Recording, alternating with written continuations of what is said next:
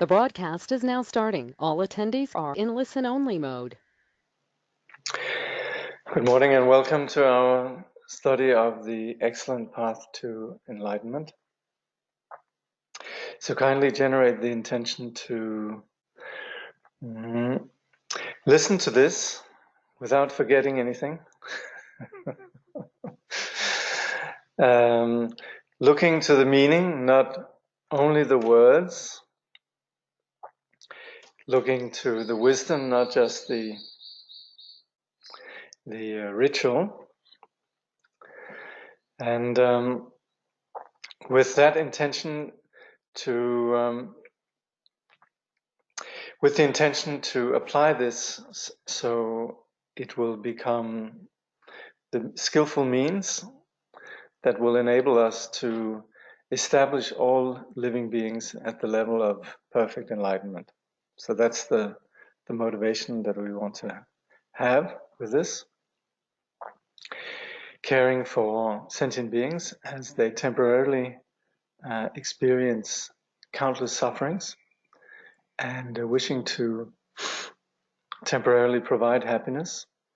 And also understanding the condition of samsara being such, the nature of being such that it's founded on ignorance. Addressing this issue ourselves and through that gaining experience and realization that will enable us to benefit others.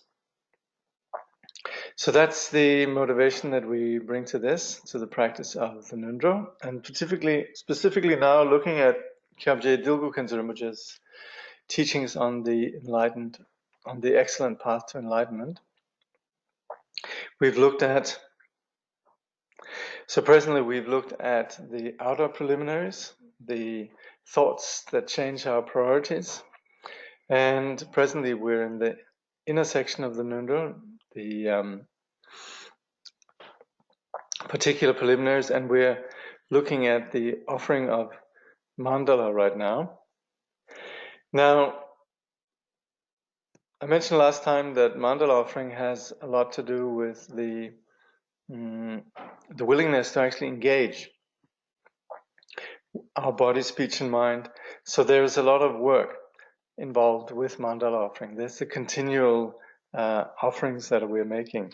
And it's also important to remember that we do this really with a sense of reverence and appreciation, not just as a ritual, not just as something that we have to do, but really as something that we're training in and which becomes part of our life. The elegance and the detail, the gentleness, the awareness that comes with making offering, the attention to the beauty that we're of the objects that we're offering, also with a deep sense of appreciation of the object of offering. You'd say ultimately the nature of reality is free from subject, object, and anything to do. Certainly. But as long as we still have this dualistic experience, then we're making this dualistic experience the skillful means and the vehicle for this ultimate realization. And so offering anything that's beautiful with devotion to the object of offering, this is really the key of what we're doing.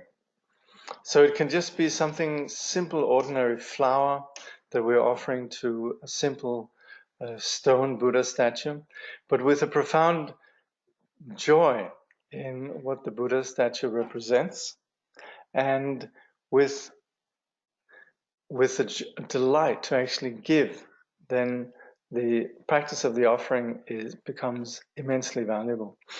So we're looking at the 37 mandala, and this is again an enormous fortune actually that we have this living tradition of offering up this model of the universe. And so it's not just a sort of universe in the sense of just a physical location, but it's also seen as the domain of the what we call the universal emperor, the Chakravartin, who, as the owner of the universe, possesses this immense richness that the universe is, and we're very much focusing on the detail and the beauty of the universe and all the attributes of the Chakravartin, including then the the the eight aspects that we offered last time, the 7 emblems of royalty, and also the vase of great wealth. And presently we're offering then the 8 offering goddesses. And so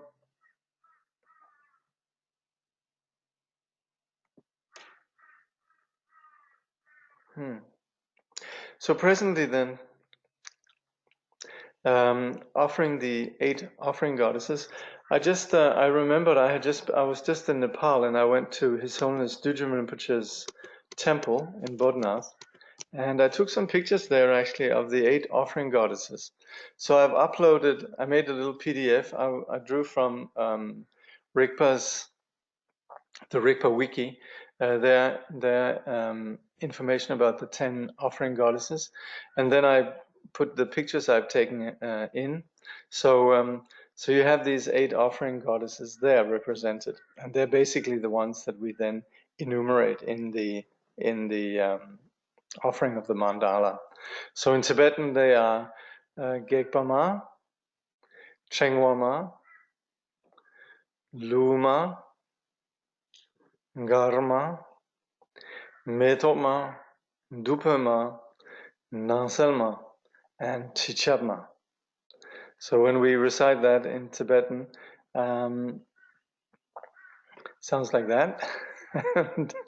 And these, of course, also in the offering liturgies that you have in the various ngöndros, you might have it in English translation or in Sanskrit. But anyway, here's some of the goddesses.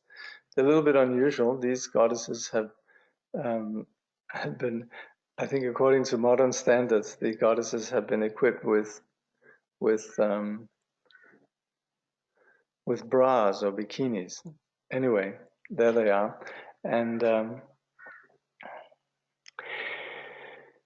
not that we need to go into sort of the detailed visualization of them, but I just thought it could be interesting to just have some images of them, and you actually find them in various places. I remember visiting one place in Bhutan. It wasn't particularly a temple, but on the walls there were then paintings of these offering goddesses, actually very beautiful. Somewhere Matthew Ricard took pictures of these as well.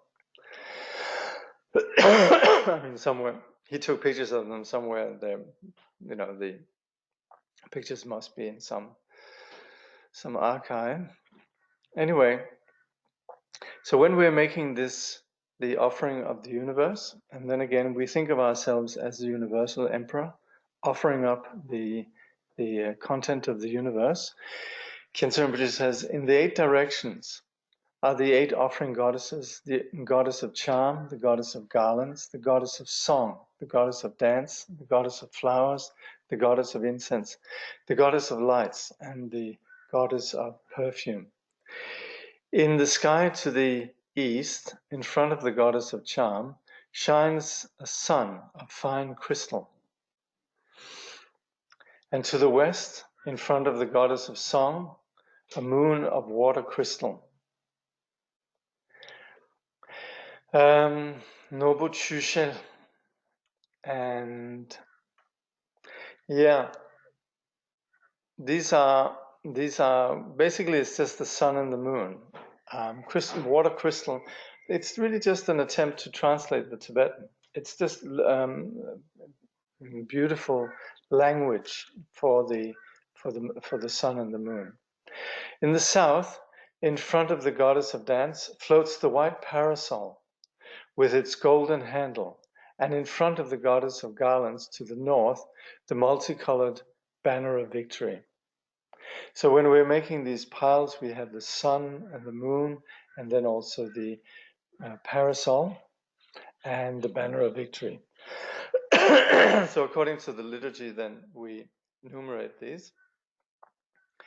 Filling the whole of space, like the countless snowflakes in a blizzard, are all the dazzling riches of gods, human beings, and nagas. Again, this is such a beautiful image, but it's just, if you can imagine, I don't know, there might be a few Australians who have never experienced this, but if you have a snowstorm or a blizzard with snow, it's just these little, there's snow everywhere, but they're distinct. So anyway, all of these riches that we have contained in the universe, whoever they might belong to, gods, humans, or nagas, we consider that they fill the space, and they're also part of the offering. Inside Mount Meru are the 6 realms of the worlds of desire. So on its summit, the 17 levels of the world of form, and above it, the 4 levels of the world of formlessness. In the celestial realms are lakes of pure nectar, wish-fulfilling trees, mountains of gold and jewels, and beautiful gardens and forests. So we consider that all the various realms then that we have, the 6 realms in the various forms, are contained within Mount Meru, and at the summit then we have the higher realms above Mount Meru are then the realms of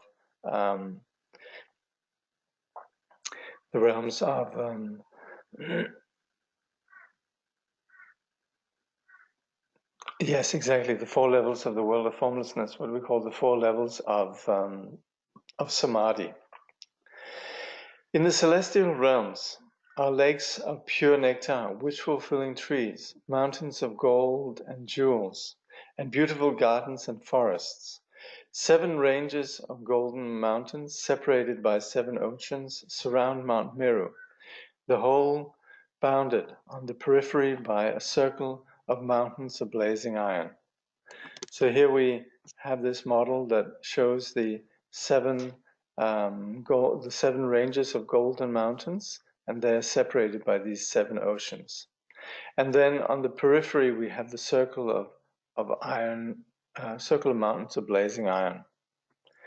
Finally, you should visualize within each atom of this universe another complete universe possessing offerings inconceivable in number and magnitude.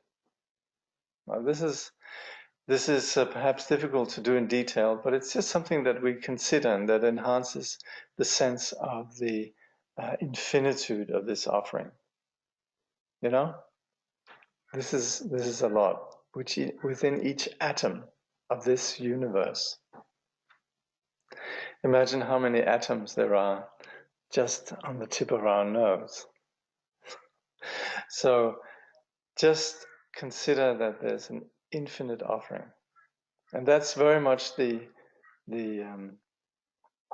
spirit of this offering. I think it was Gendun Chömpel,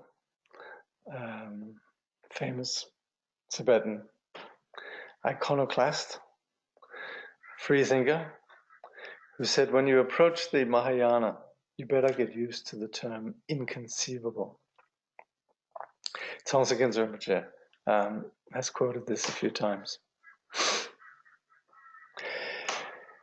This vast offering includes all the perfect, beautiful, and precious things that can be found in the universe, below, upon, and above the earth, such as the wish-fulfilling gem of the Nagas, which illumines the entire Naga world in the depth of the great ocean. Make this offering of the whole universe as if you were its owner, the universal monarch.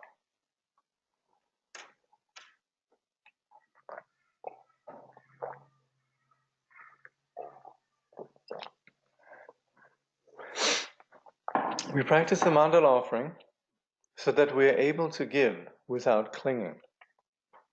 At present, we are strongly attached to what we possess. We cannot bear to give our possessions away, and sometimes we do not even dare make use of them ourselves. for fear that they might be used up or spoiled. So in order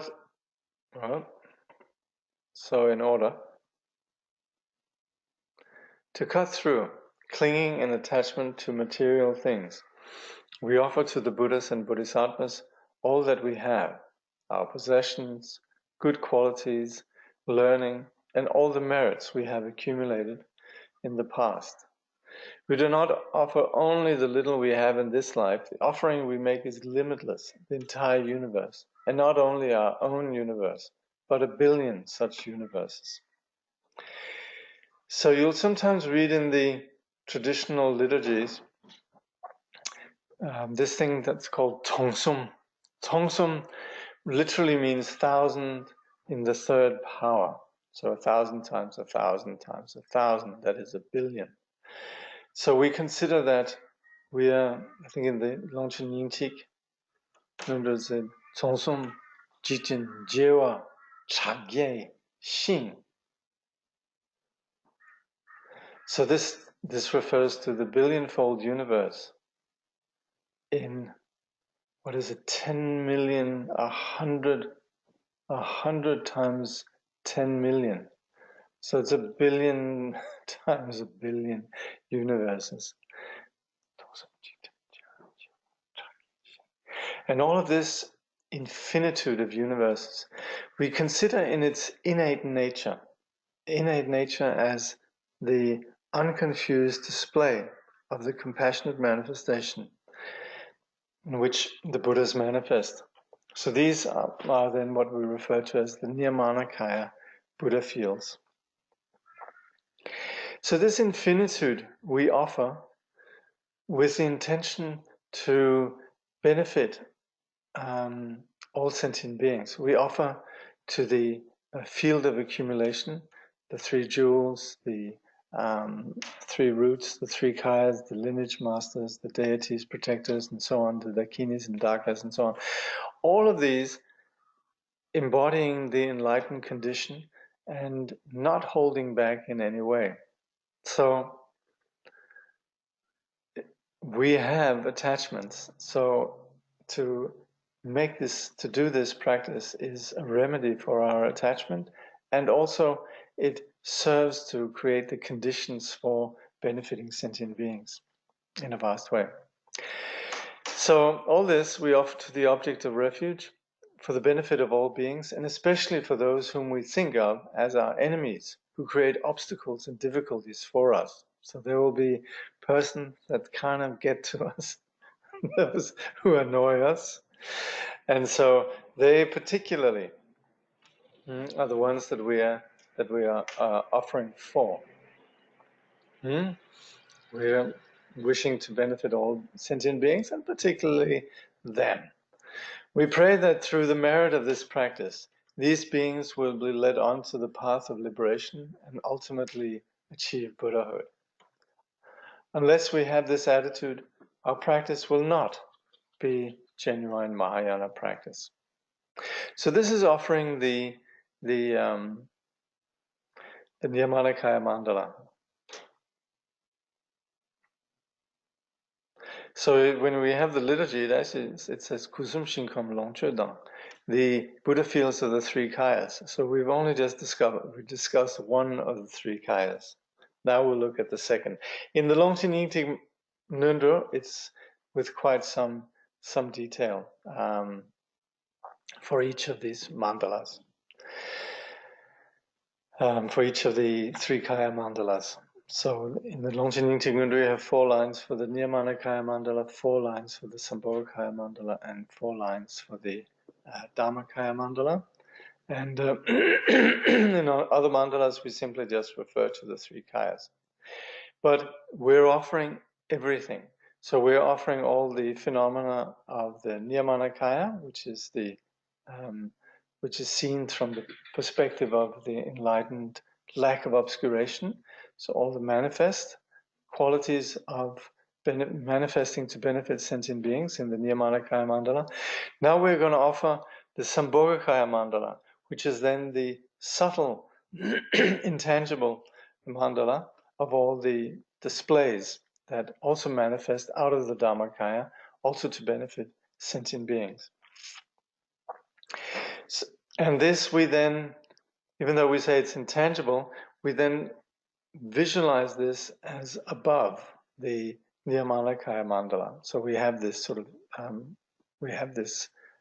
visualization, or just thinking of it. Again, don't be held back by inability to visualize all this detail. If we do that, then we're never going to get anywhere. We start as beginners, and we're practicing. I personally am still practicing this, so we can't dwell on the inability to visualize all that. But at the same time, we aspire to, and above all, we just consider that we are offering all of this. Above the Nirmanakaya Mandala, so this is the Sambhogakaya Mandala. Above the Nirmanakaya Mandala, visualize and offer the Sambhogakaya Mandala, the body of perfect enjoyment, which is the offering of the Buddha fields of the 5 Buddha families. Visualize these 5 Buddha fields high above you in the sky. In the center is the densely arrayed Buddha field, Tupukubha, of the Buddha Vairocana. In the east is the Buddha Akshobhya's Buddha field of pure joy, Ngöndro. In the south is the utterly beautiful Buddha field of Ratnasambhava. Not sure what that is in Tibetan.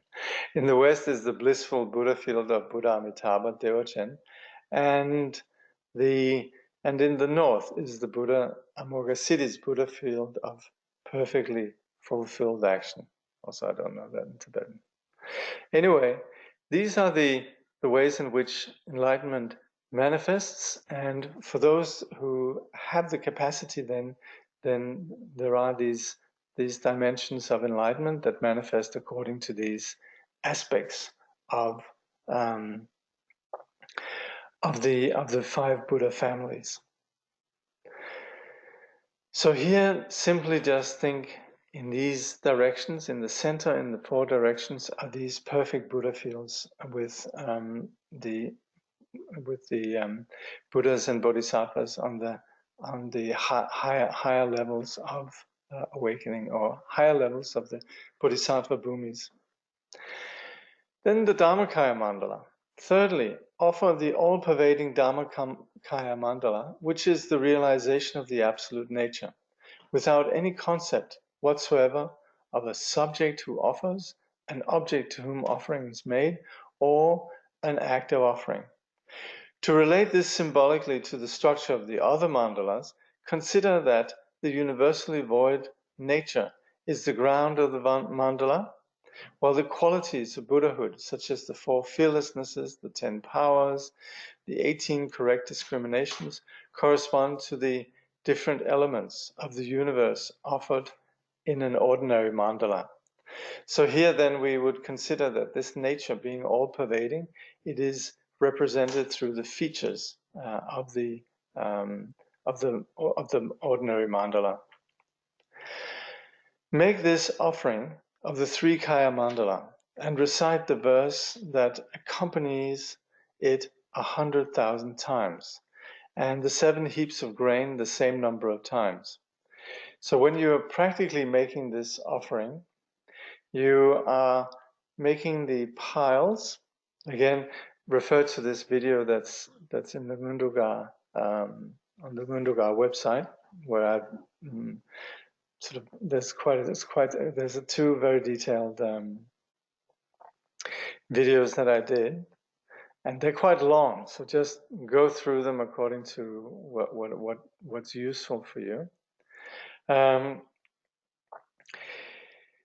And recite the verse. So make this offering of the 3 Kaya Mandala, and recite the verse that accompanies it 100,000 times, and offer the 7 heaps of grain the same number of times.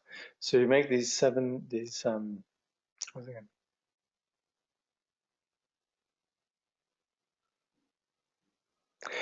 heaps of grain 7 times. Then you pour it into your lap, and again you do these, and then into the lap, and then again.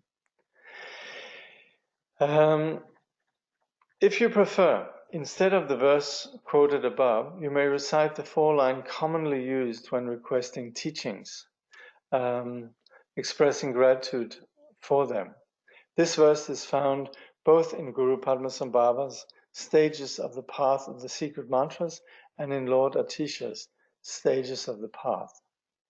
This is again four lines. The ground is sprinkled with scented water and strewn with flowers. It is adorned with Mount Meru, the 4 continents, and the sun and moon. Thinking of it as a blessed Buddha field, I offer it, so that all beings may enjoy the happiness of the perfectly pure Buddha fields. So you can also use the more elaborate recitation of the 37 mandala, which was composed by the great Sakyapa master, Drogten Pakpa, the noble protector of beings. The text you choose will depend on how elaborate you want your offering to do. So the first one that we refer to here is something we can do instead of the verses that we found in this ngöndro. It's the same length, so we can do 100,000 of those, or 100,000 of this one that's mentioned here. The ground is sprinkled with scented water. Either way is fine, they're the same. Now, while we do the 37 element mandala at the beginning of the session, like Khyentse Rinpoche says 3 or 7 times, there are those who choose to do the 37 element mandala as 100,000 times, like Khenpo Sunam Topgyal, who's now living and teaching in Toronto. I remember him telling that when he did his, he did this 37 element mandala. So you can do that. All of these have great blessings. They were composed by great masters, by Khyentse Wangpo, by Padmasambhava and Lord Atisha, and also this one that all the various schools practice. This 37 mandala was composed by the Sakya master Drogten Pakpa, and either is fine. Like Rinpoche says, it depends on how elaborate you want your offering to be. At the end of your session of offering, consider that the Buddhas and Bodhisattvas of the 10 directions of space have accepted your offering and have granted the means for progressing on the path to ultimate realization. So just like parents who receive the drawings of their children, even though the parents, they don't have any particular need for these drawings, the fact that the children make these drawings make them very happy, and they will receive them with great joy, and so on. Then likewise also the Buddha, we would imagine, of course, coming back to the absolute nature, in reality, this nature in and of itself does not possess any reference points of subject, object, and action, but us in our relative context, because we have this condition of thinking in terms of subject, object, and action, we make this the vehicle for creating the conditions for wisdom. Then we do this practice accommodating this, and so that's where we imagine that the Buddhas and Bodhisattvas, they are immensely joyful, and in fact, yes, they would be like our teacher, who undoubtedly is omniscient and knows, does not need this, but out of joy that the conditions for enlightenment have been accumulated on our side, then grant the acceptance, grant the they receive this, accept this, and then they grant the means for progressing on the path to enlightenment.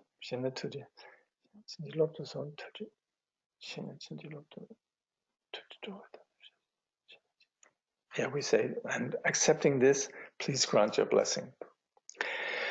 Okay, I think that's the offering of the mandala.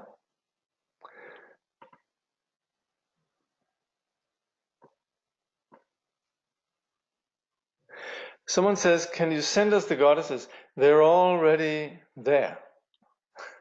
So they're up in the Dropbox folder. I think I called the folder resources or something like that.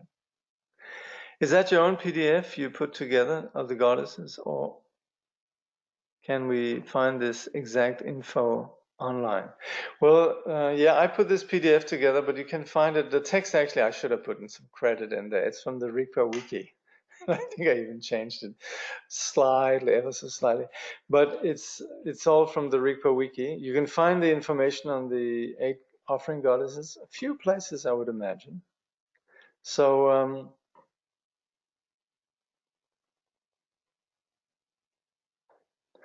so yes, you can find this online, and you have it up in the resource folder.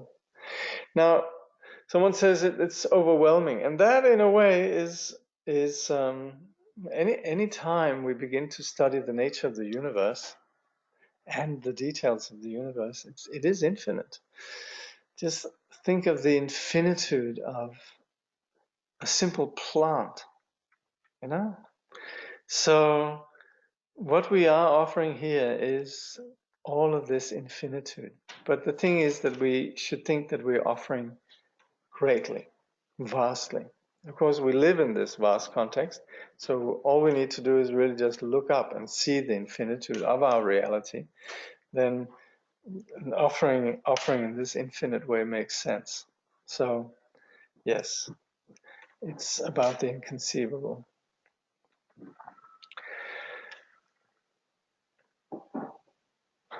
Any other questions?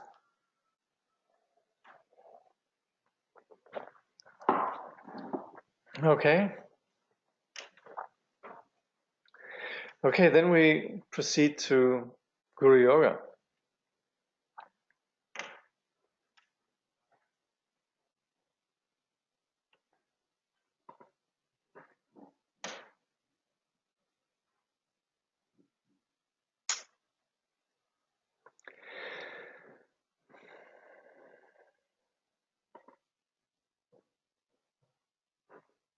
We should have an image of, let me just see if I can find.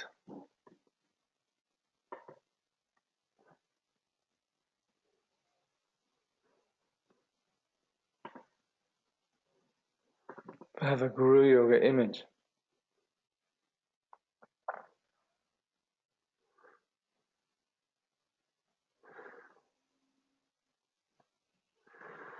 Mm-hmm.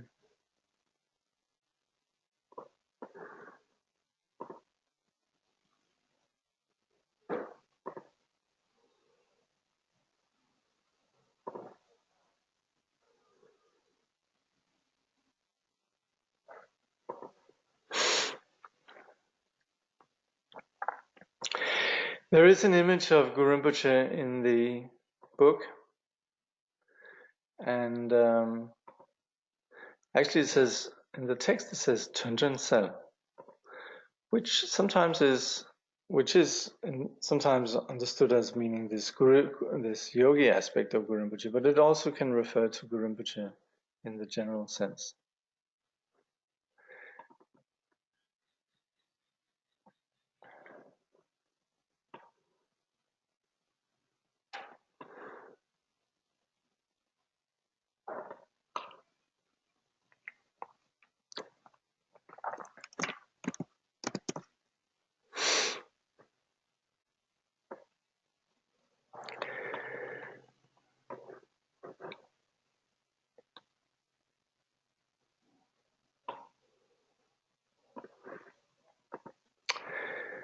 Okie dokie. So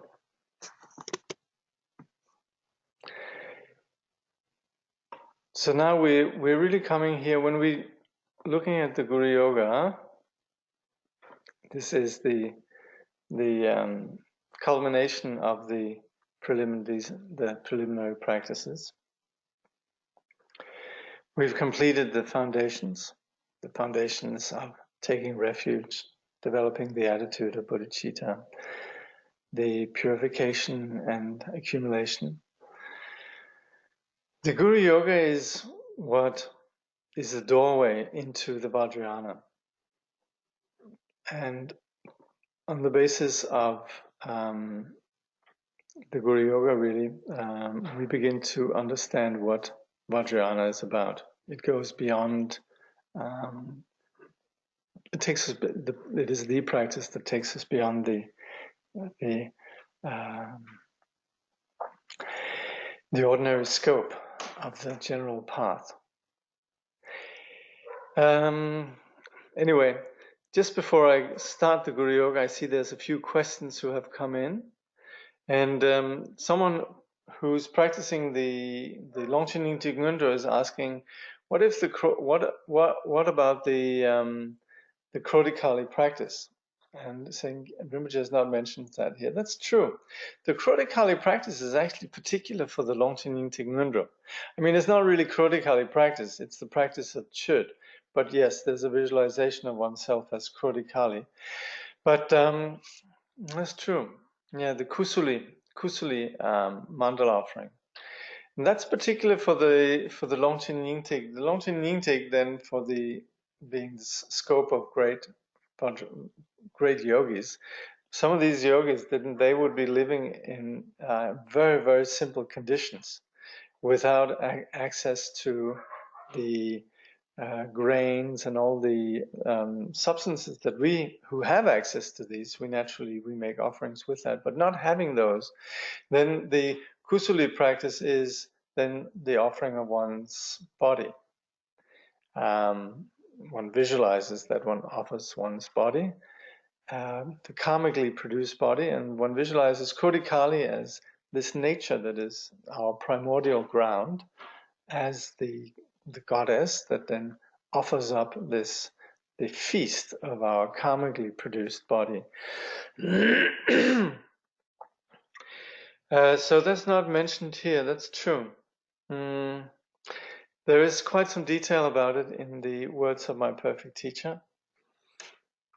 And I'm thinking maybe after this to go through Khenpo Ngakchung Palsang's text, which is called Introduction to the Words of My Perfect Teacher. Tibetan, it's a sinchi, which means notes on the words to my perfect teacher. So in there, we'll touch on this. Sorry, question about offering. You said something about making sincere offering to those that annoy. Somebody threw a dead fish at me, and a group of people bullied me with a lot of laughter today. My longing for solitude grew today. Can I offer my joy found in solitude, or is this hypocrite? No, the solitude that can wait. No, we go into solitude to sort of generate great sympathy for those that threw the fish, and so forth. So of course, it's no good if we run away from people disliking them, right? That's not the Mahayana. We might have some moments of being slightly annoyed, but we want to change that. So solitude can accommodate this. It can accommodate the development of compassion and patience. But what the particular point is here is that when we're making offerings, yes, if there has just been some people that are fresh in our mind as seriously bothering and bugging us, then yes, these are the ones to whom we dedicate all this, the merit of this mandala offering. Yeah. At what point do you enter the path of accumulation? Well, I think we're here.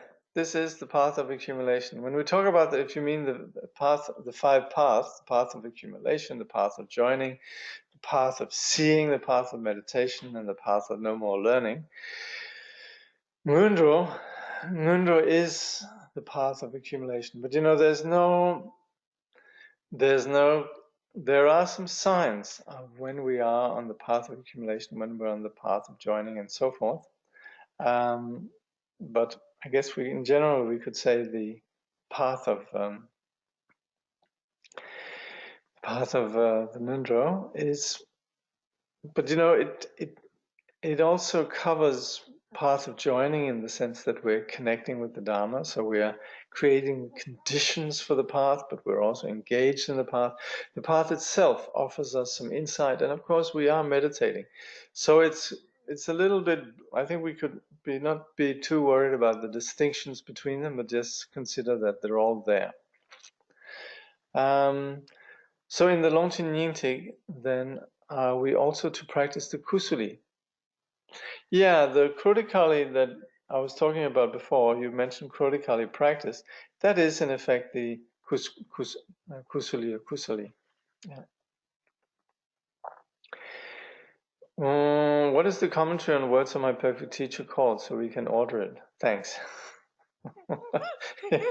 I was just thinking, what should I do next? And I was thinking of that. I think it's called Introduction to the Words of My Perfect Teacher. Hold on, I have it right here.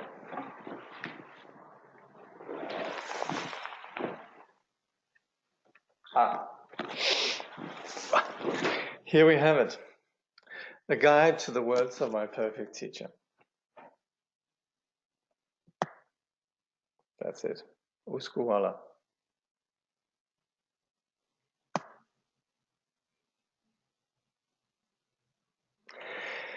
So, I guess we should do that next time.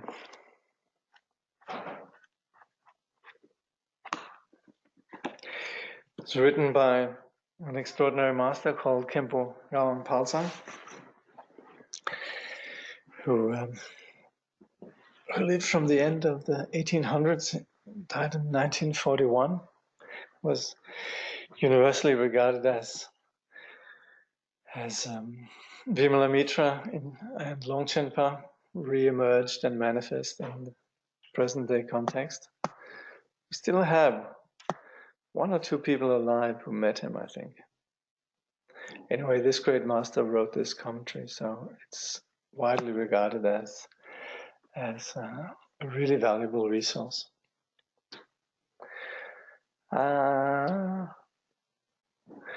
Really, I'm wondering if the Kusali practice is actually elective or self-discretionary.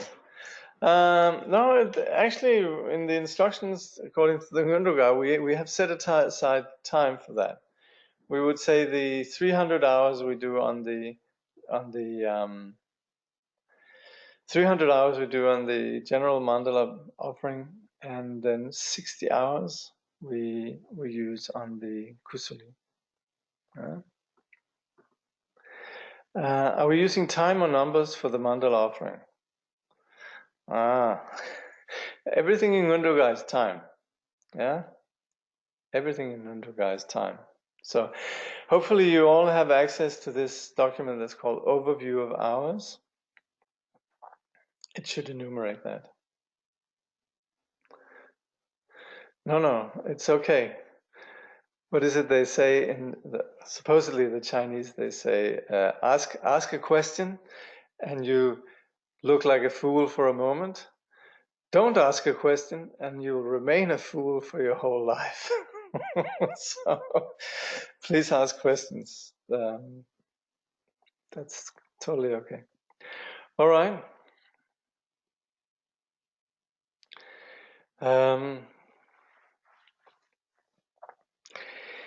Yeah, we could begin the Guru Yoga practice then. So like I said, the Guru Yoga is the culmination of the ngöndro, and in fact Guru Yoga remains the heart really of all Vajrayana practice. We shall look at this. Khyentse Rinpoche says, in the so-called preliminary or foundation practice, the most extraordinary section is Guru Yoga, or union with the Guru's nature. It is through this practice that primordial wisdom can arise instantly in one's being.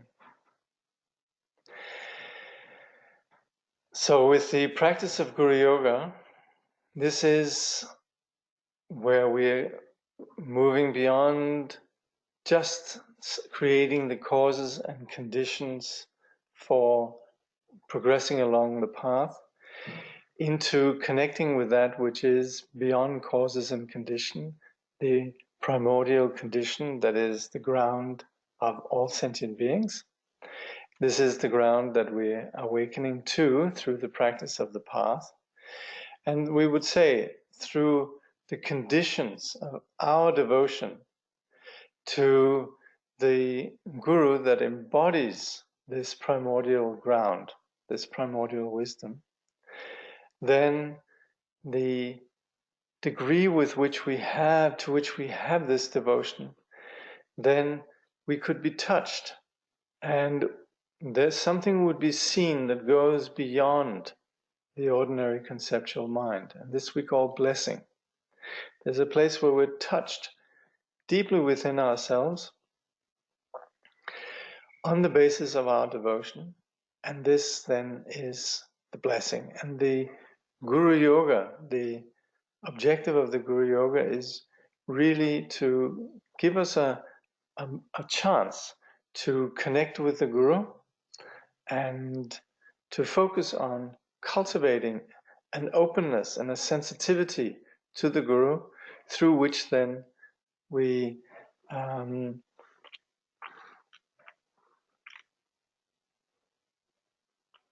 soften, are sensitive to, and can be touched through the practice of bhakti, or through the practice of devotion then.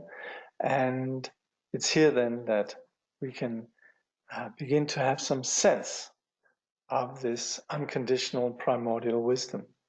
And this then runs through and is the foundation of the entire Vajrayana approach.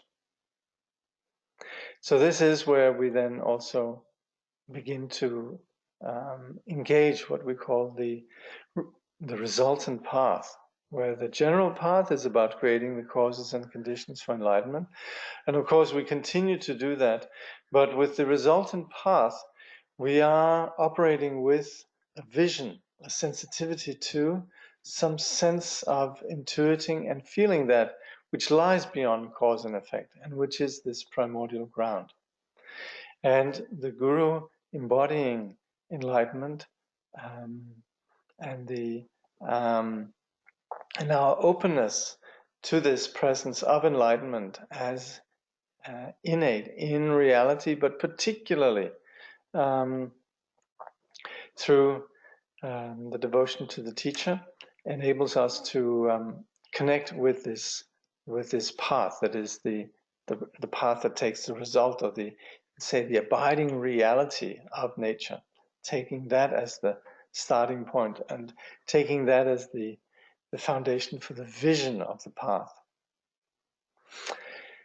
Anyway, that's a little bit overall, but specifically then in terms of approaching this as something that we're doing as a meditation practice, Khyentse Rinpoche explains. Guru Yoga is the way to pray to an authentic teacher and express our deep and unchanging devotion. Through devotion, our minds and the Guru's mind becomes one. So this is where this devotion enables us to see the wisdom of the teacher and as abiding within our own mind. We consider that the teacher and us, we mingle, and we say this is where our mind and the Guru's mind become one, just like pouring water into water. Now Khyentse Rinpoche says, why is this practice necessary? Because there is not a single Buddha in the past, present, and future who has achieved or will achieve enlightenment without relying on a spiritual teacher. Whichever of the 9 vehicles of the Buddhist teachings we practice, we have to rely on a spiritual teacher, receive his or her teaching, and practice according to his or her instructions. There is no other way. Now, a lot of people, they put a lot of hope in what they can read, like books, and nowadays even internet. And you have people who go on the internet and even study the highest teachings from the internet. Teachings that are very powerful, obviously, but far more powerful when they're actually part of a an apprenticeship or a living situation where the deepest respect and this openness is present. And that's where we hear things vastly different. Otherwise, turning these teachings into opinions and arguments and dogmas, basically, then the spirit of the teaching is entirely lost. So, like it says here, there's not a single Buddha who has not gained enlightenment through this interaction with a living person, a teacher. Even if we have met, Khyentse Rinpoche continues, even if we have met a teacher and received his instruction, however, we will never be able to receive his blessing if we do not have fervent devotion and complete confidence in him and his teaching.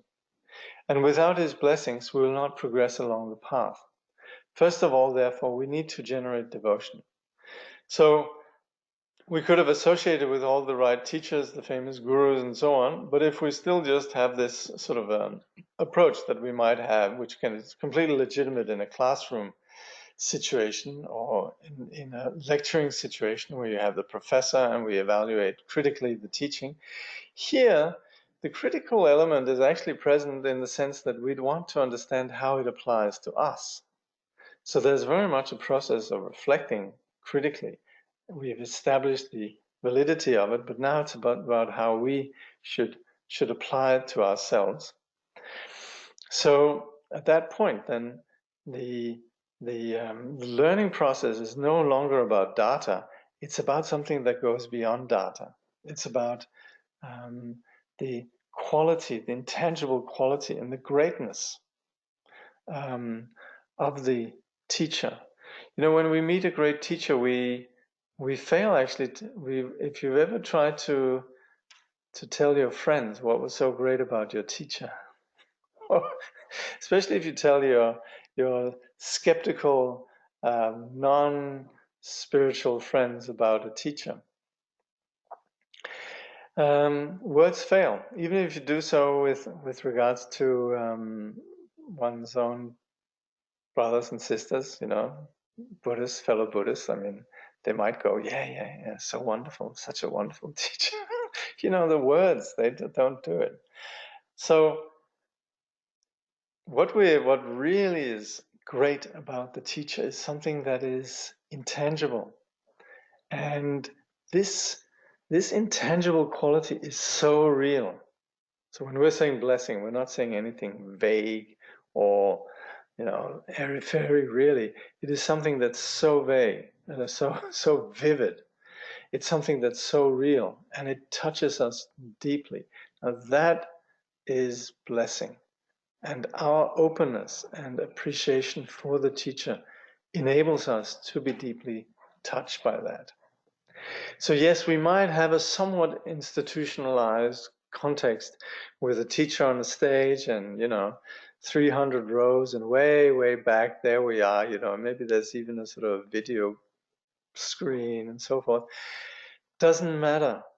The uniqueness of this is about the quality of the teacher that is beyond the words and the thoughts. That's what we take with us. So that's where the degree to which we have openness to that, where we can see it's not going to work if we just sit there and go, yeah, so what do you got to say?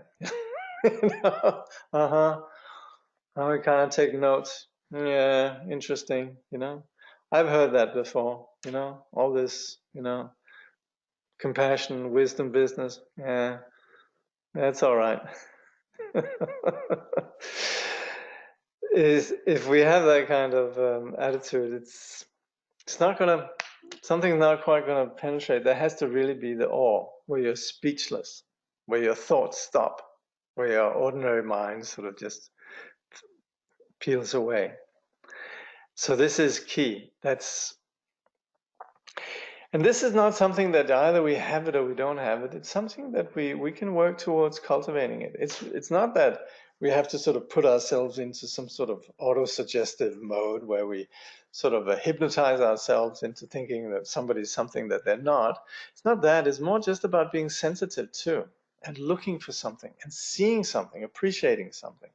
So the cultivation of of, um, of devotion is something that's very real. It's something that we do work at, but it's more also something about us actually heightening our sensitivity and our intelligence. So that's where when we have this fervent devotion, in the sense that there's really a strong sense of deep respect. The Tibetan word mögu, as I also often quote Charlie Rinpoche, translates as interested humility. We see the greatness of this individual, and also we really want to learn. So we're really interested. We're not just accumulating data. We're not just objectifying this person outside, but there's really this awe. So interested humility and confidence. So of course we should check the teacher for a long time before we have a teacher. So we shouldn't just accept anybody as our teacher. We'd make a big mistake there. But then once we find somebody, and that's in some way where we're lucky in the culture around Buddhism, there's a little bit of sort of a culture of knowing who's worthwhile and who's not. And also it's a lot to do with our personal chemistry. There might be some teachers who have a name, but we might not feel it with them, and that's completely fine. But once we have that, then we stick to the teacher, we develop this devotion and confidence and so on, and that's then where something can transpire.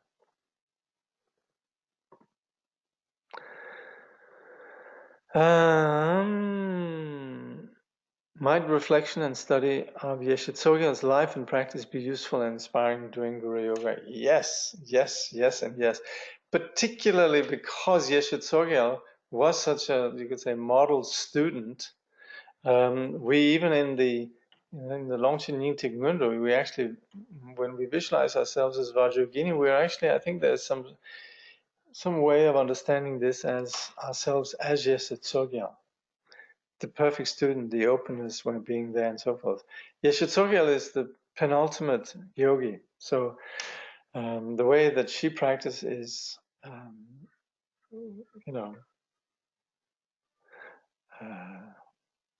something to emulate. Should the authentic teacher be a living human? It works better.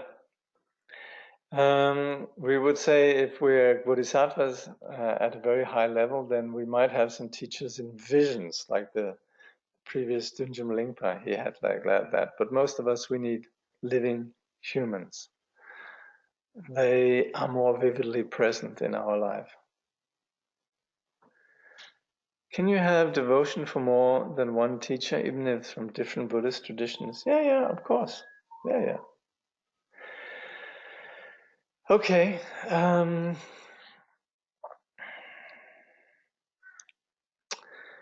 guess that's it. Yeah. At some point, if we're doing Longchen Nyingtik Ngondro, it's best to receive the Vajrayogini empowerment? No need. I mean, we would say it's always good to receive Vajrayogini.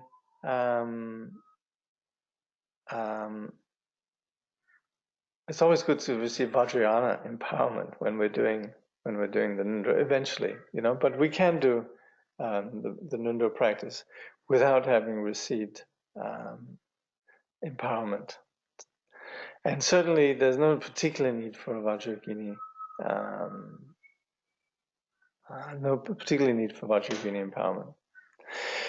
How many hours do you practice a day? Look, there's different. So when we're doing the ngöndro, there's 3 different tracks. There's a 2-hour track, 1-hour track, and half-hour track. And the reason why we set it, the the reason why we set it up like that is really so that it provides the structure for people to continue, because ngöndro is quite a big project. So to enable to have some discipline, we set up these you could say parameters of the 2 hour, 1 hour, and half hour track. Should the authentic teacher be Buddhist? I don't know. I guess we would say the authentic teacher should be enlightened, and that would be good. And all I can say is, in my experience, it's very helpful. Of course, the enlightened teacher, that's great, but we need a path. And having looked at the various paths, I personally have found, but that's my particular chemistry and my particular karmic link, I have found the Buddhist teaching particularly helpful. If no need for Vajrayogini empowerment, what of Guru Rinpoche empowerment? Yeah, it's good to receive these empowerments, you know. We could actually, it would be good to I think, what is that? There is some notion of once we arrive at the Guru Yoga, then it would be good to receive some empowerment from the Vajrayana teacher. I seem to remember that. But in principle, you could say the ngöndro takes us up to the place where we then receive empowerment. Yeah? So again, good to receive Vajrayana empowerment, good to receive Vajrayana empowerment from our teacher at any given time that we can. Should make a point out of it. But again, in principle, ngöndro you can do without empowerment. Yeah. Okay. Thank you for joining this study at this point, and same time next week. Thank you.